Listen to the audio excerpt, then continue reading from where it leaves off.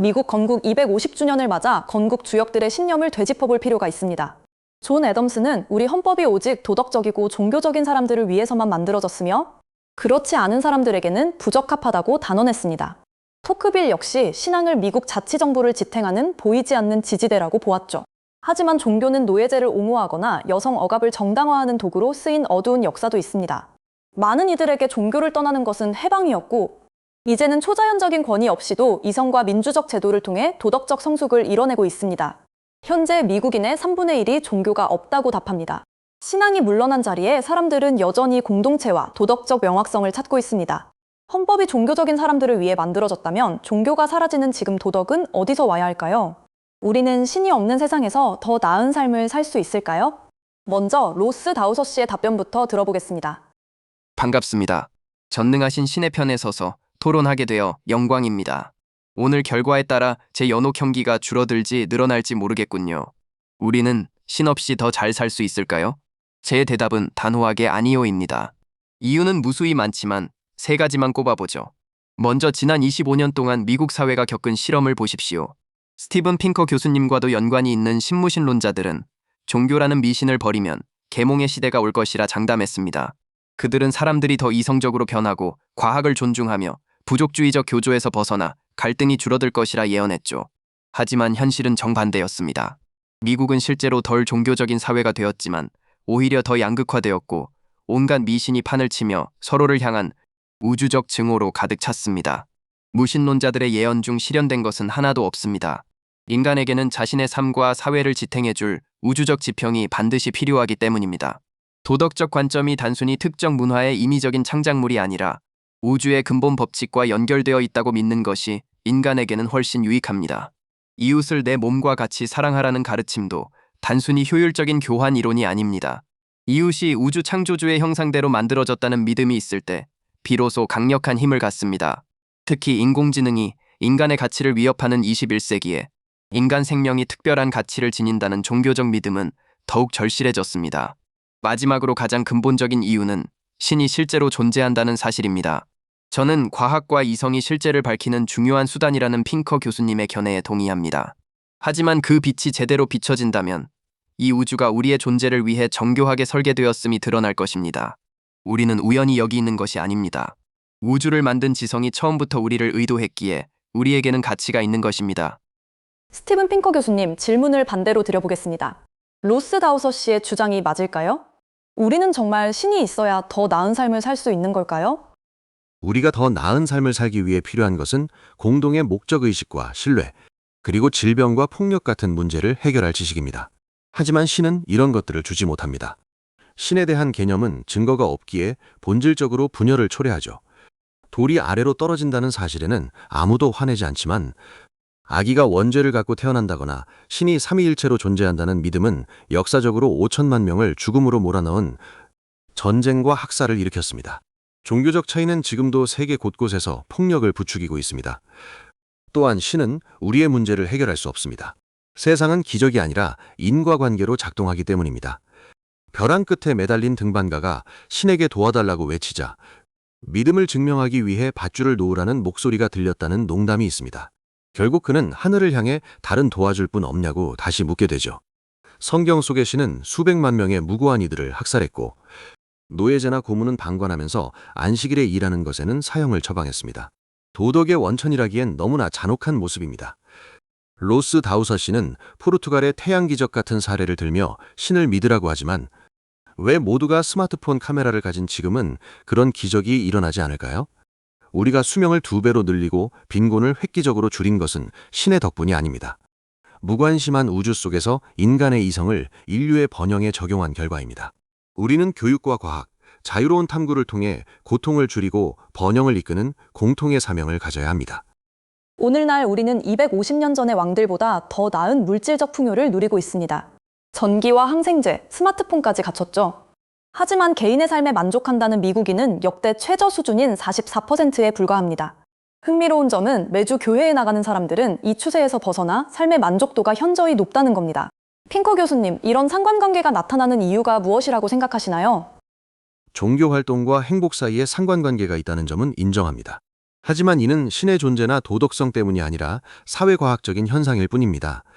우선 상관관계가 곧 인과관계는 아닙니다. 행복한 사람들이 교회에 가고 헌혈도 하며 외부 활동을 즐기는 것일 수 있죠. 반대로 불행한 사람들은 사회적으로 고립되는 경향이 있습니다. 인과관계에 대한 증거가 있더라도 그건 신앙이 아니라 사회화와 공동체 의식에서 옵니다. 다세대 간의 접촉이나 도덕적 유대감 같은 건 말이죠. 실제로 종교적인 배우자를 따라 억지로 교회 행사에 참여하는 무신론자들도 신자들만큼 행복하다는 연구가 있습니다. 결국 핵심은 신앙이 아니라 동료애인 셈입니다. 이제 사람들은 대거 교회를 떠나고 있습니다. 성직자의 성추행이나 성소수자 차별, 그리고 과학적 근거 부족 때문이죠. 우리는 이제 신학적 굴레가 없는 세속적인 서비스 단체가 필요합니다. 로타리 클럽이나 라이온스 클럽 혹은 인본주의 단체들이 그 역할을 대신할 수 있습니다. 국가나 주 단위로 보면 종교성이 높을수록 범죄나 약물 남용 같은 사회적 문제가 더 심각합니다. 노르웨이나 뉴질랜드 같은 비종교적 국가들이 훨씬 살기 좋죠. 반면 아프가니스탄이나 콩고 같은 종교적 국가들은 사람들이 탈출하고 싶어하는 곳입니다. 미국 내에서도 종교적인 주일수록 사회적 역기능이 더 두드러지게 나타납니다. 로스 다우서 씨에게도 같은 질문을 드립니다. 핑커 교수님 말씀대로 종교 참석률은 떨어졌지만 그렇다고 로타리 클럽 같은 세속적 단체가 다시 부활하는 모습은 보이지 않거든요. 이 상관관계를 어떻게 보시나요? 종교의 쇠퇴는 단순히 사람들이 이성적으로 설득된 결과가 아닙니다. 사회적 신뢰와 참여가 전반적으로 무너지는 제도적 쇠퇴의 흐름 속에 있는 것이죠. 종교를 떠난 전형적인 미국인은 하버드의 지식인이 아니라 가족이나 사회로부터 고립된 소외계층인 경우가 많습니다. 종교의 유익은 공동체와 성령의 역사를 통해 전달되기 때문입니다. 미국은 종교적 관용이라는 현대적 가치와 인류의 우주적 목적에 대한 믿음을 훌륭하게 조화시켜 왔습니다. 종교적 열광이 불관용을 낳기도 하지만 반대로 종교적 무관심은 절망과 허물을 낳습니다. 실제로 세속화된 사회일수록 인간의 미래에 대한 믿음을 잃고 낮은 출산율을 보입니다. 이는 세속주의가 인류의 지속 가능성을 담보하지 못한다는 증거이기도 합니다. 인간이 그저 진화의 산물인 고깃덩어리가 아니라 우주의 질서와 실제적인 관계를 맺고 있다고 믿는 것은 문명을 지탱하는 강력한 힘입니다. 우리의 지성이 우주의 설계와 연결되어 있다는 믿음은 단순한 우연이 아니라 실제를 반영하는 것이죠. 이런 믿음이 있어야 인류 문명이 지속될 수 있습니다. 청중 질문을 하나 받아보겠습니다. 가톨릭 가정에서 자란 한 청년의 고민인데요. 만약 자신이 다른 지역에서 태어났다면 전혀 다른 신앙을 가졌을 것이기에 신앙은 결국 출생의 우연이 아니냐는 겁니다. 자신이 자라온 환경에서 벗어나 어떻게 신앙을 객관적으로 평가할 수 있을지 묻고 싶어 하네요. 신앙이 태어난 지역에 따라 결정된다는 점은 종교에만 국한된 문제가 아닙니다. 민주주의나 인권에 대한 정치적 신념, 심지어 사랑에 대한 가치관도 대부분 물려받은 것이죠. 이성적인 인간이라면 부모님의 신념을 무작정 따르기보다 자신의 믿음을 합리적으로 설명하고 그것이 타당한지 스스로 평가할 수 있어야 합니다. 주요 종교들은 신과 도덕의 본질에 대해 깊은 공통점을 공유합니다. 이는 모두가 비슷한 실제를 향해 나아가고 있음을 시사하죠. 신은 진리를 일본 북부의 외딴 사당에 숨겨두고 우리를 골탕 먹이는 존재가 아닙니다. 저는 가톨릭의 진리가 가장 충만하다고 믿지만 다른 길을 선택했다고 해서 모든 것을 잃는 도박은 아니라고 봅니다. 하지만 종교적 교리는 성장 환경에 전적으로 의존하는 반면 수학이나 과학의 진리는 그렇지 않습니다. 누구나 논리적 과정을 통해 동일한 결론에 도달할 수 있죠. 우연히 진화한 우리의 인지 능력이 우주의 진리와 딱 맞아 떨어지는 상황이 정말 운이 좋다고 해야 할까요? 우리의 인지 능력은 문제를 해결하도록 설계되었습니다. 진화 생물학자들이 말하는 선택의 결과물로서 말이죠. 생존과 번식에 유리한 기능을 하도록 만들어진 것입니다. 설계된 게 아니라 진화한 것이죠. 우리 조상들은 덫을 놓거나 약초를 찾는 실용적인 목적으로 지능을 썼습니다. DNA나 빅뱅 같은 보이지 않는 자연 법칙을 꿰뚫어보는 능력은 타고난 게 아닙니다. 과학적 방법론과 시행착오를 통해서만 얻을 수 있는 것이죠. 우리는 그런 심오한 자연 법칙을 이해하도록 선택되지 않았습니다. 사회심리학자 조너선 하이트는 종교가 혈연관계가 아닌 수많은 사람을 하나로 묶어 협력하게 만드는 기적적인 과업을 수행한다고 말합니다. 요즘은 정치적 이데올로기가 종교의 자리를 대신하고 있는 것 같은데 이것이 우리 사회의 긍정적인 현상일까요? 우선 종교를 사람들을 결속시키는 통합의 힘으로 인용하는 것 자체가 상당한 아이러니군요. 종교가 갈등의 원인이 된 역사도 만만치 않으니까요. 그 점은 인정합니다. 정부가 종교의 전통적 기능인 사회복지나 형사사법을 대체하는 것은 매우 바람직한 현상입니다.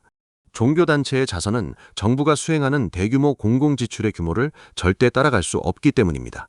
과거 로널드 레이건은 빈곤과의 전쟁에서 빈곤이 승리했다고 말했지만 이는 완전히 틀린 생각입니다. 1960년대 이후 미국의 빈곤율은 측정 방식에 따라 75%에서 90%까지 대폭 감소했습니다. 이는 경제성장뿐만 아니라 사회보장제도나 근로장려세제, 의료지원 같은 정부의 이전 지출이 결정적인 역할을 한 결과입니다. 인간의 진화 심리학적 특성상 일정 수준의 부족주의가 요구된다면 우리가 과거의 종교적 부족주의를 정치적 부족주의로 대체하고 있는 것은 아닐까요? 그렇게 보기는 어렵습니다. 만약 그 가설이 맞다면 종교적이지 않은 사람들이 가장 정치적으로 편향되어야 하겠지만 실제로는 복음주의 기독교인들이 가장 정치적으로 헌신적이며 상대 진영에 대해 가장 적대적인 견해를 보입니다.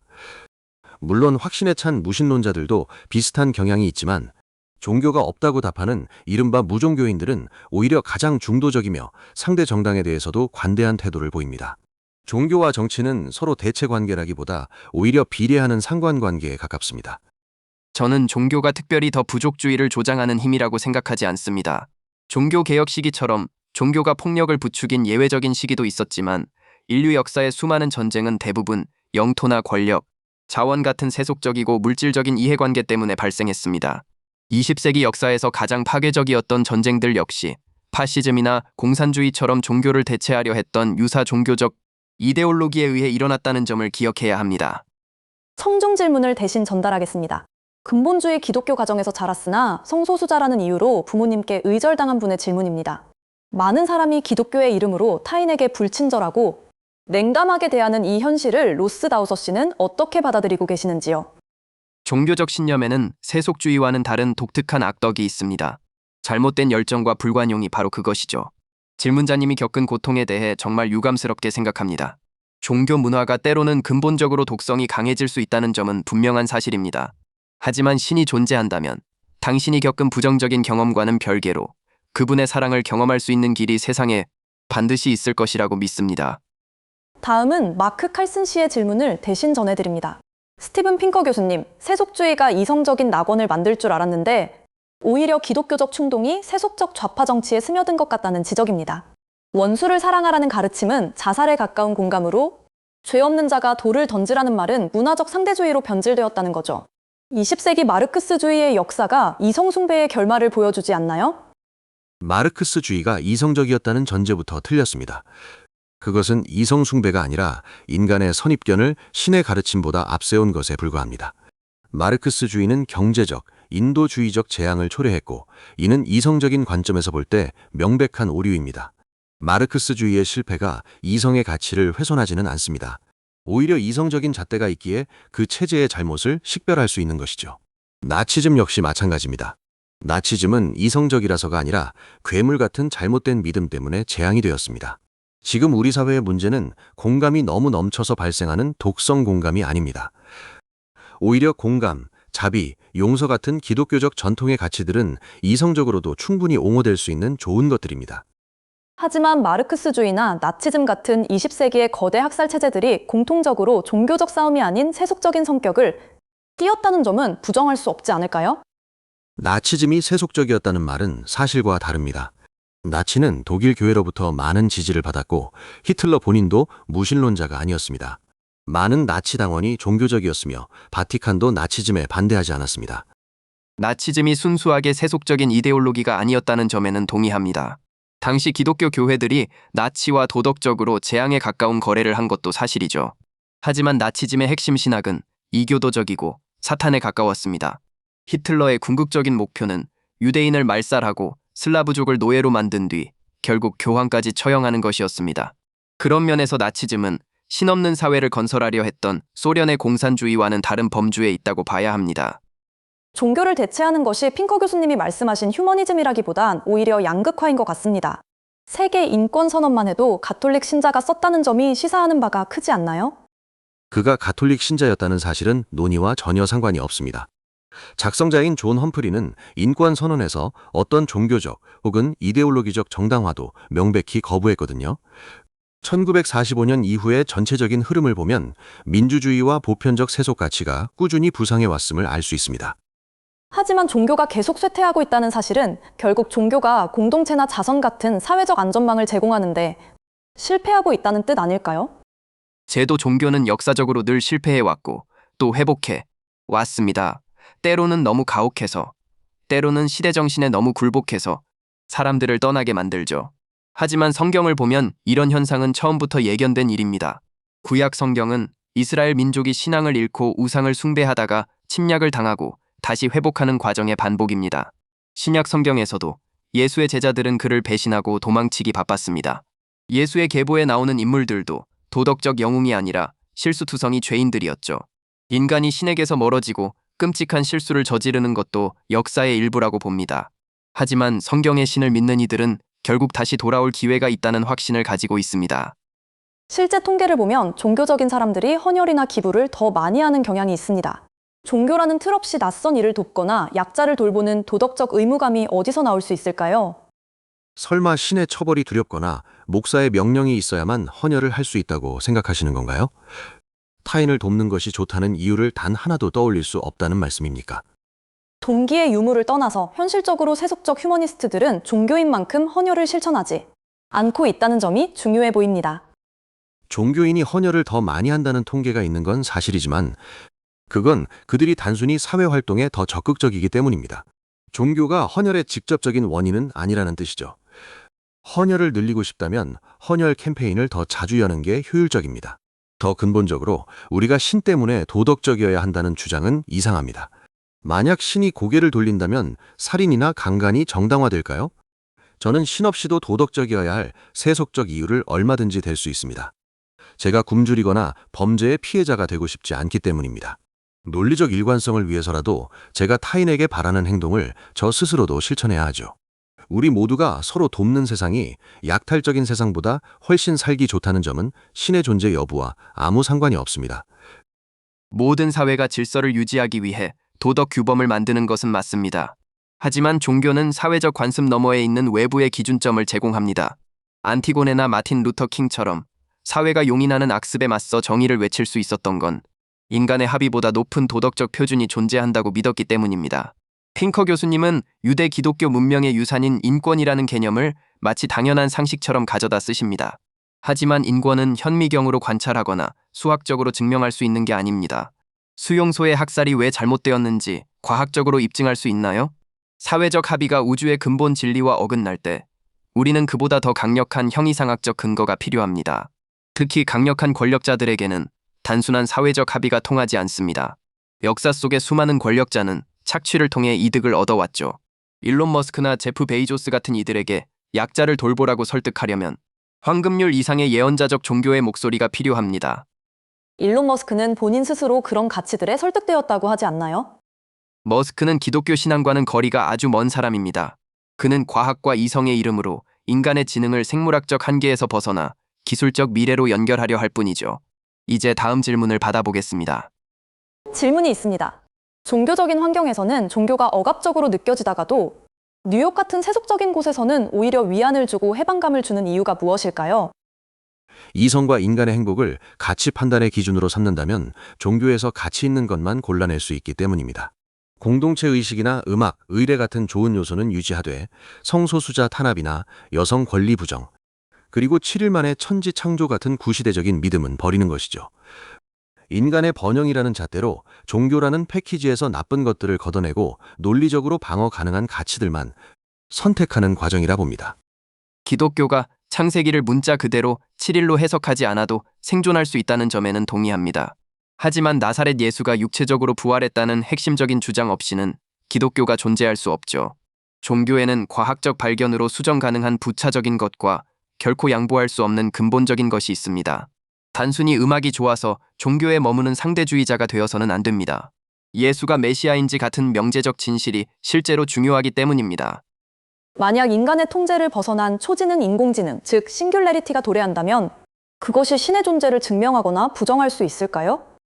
오히려 인공지능의 발전은 인간의 지성이 세상을 이해하고 설계하는 놀라운 능력을 갖췄음을 보여주며 우리가 창조주의 형상을 닮았다는 제 주장을 뒷받침합니다.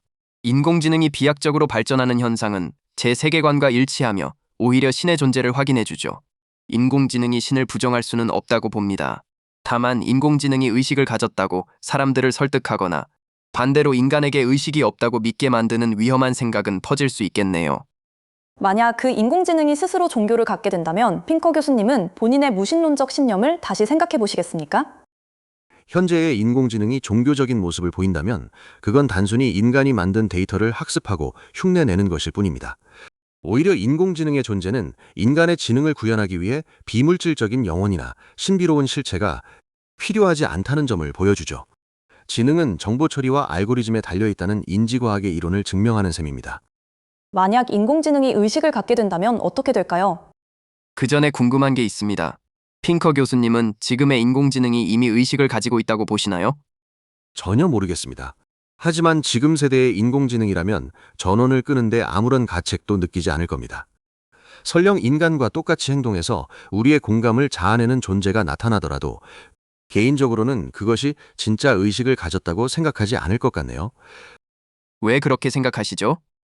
주관적인 경험이라는 의미에서의 의식은 정의상 타인이 그것을 가졌는지 확인할 방법이 없기 때문입니다. 사실 다른 인간이 의식을 가졌는지조차 완벽히 알 수는 없죠. 교수님은 지금 본인이 서 있는 나뭇가지를 스스로 자르고 계시네요.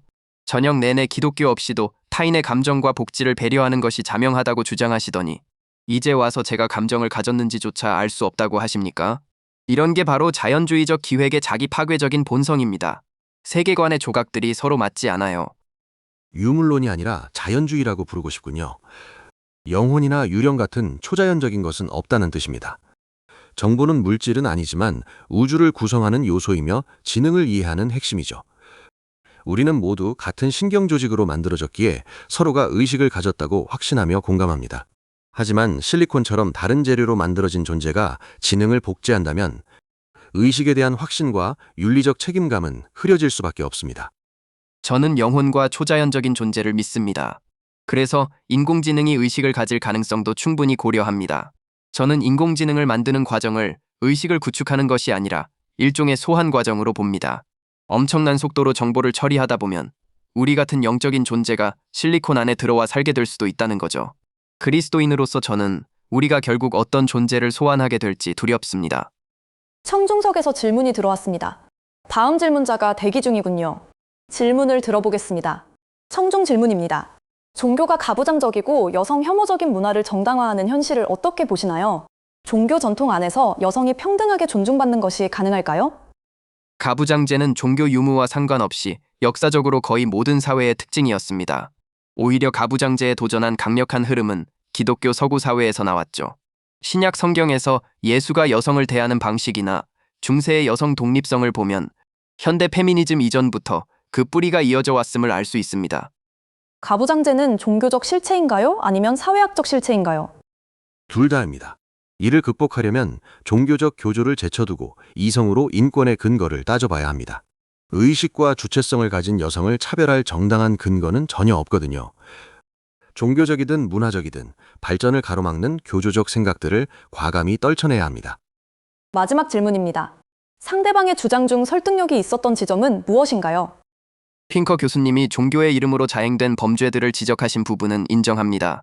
현대 자유주의가 종교의 편협함을 억제하는 데 기여했고 종교 영향력이 약해지며 인류 복지에 진보가 있었다는 점도 타당한 면이 있습니다.